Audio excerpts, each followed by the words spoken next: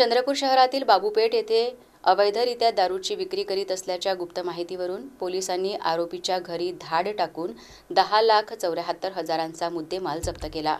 चंद्रपूर शहरातील बाबूपेठ येथील श्रीनिवास नरहरी याने आपल्या चारचाकी वाहनात आणि घरात मध्य प्रदेश तसेच महाराष्ट्रातील देशी विदेशी दारू विक्री साठवून ठेवला होता। या माहितीच्या आधारे स्थानिक गुन्हे शाखेच्या पथकाने धाड टाकली।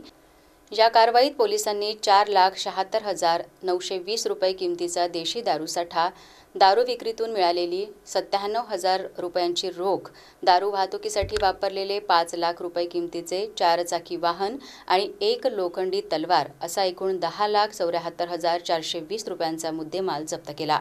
या प्रकरणी आरोपी श्रीनिवास नरहरी विरुद्ध रामनगर पोलीस स्टेशनमध्ये गुन्हा दाखल करण्यात आला। ही कारवाई स्थानिक गुन्हे शाखेचे पोलीस निरीक्षक अमोल काचोरे यांच्या नेतृत्वात करण्यात आली।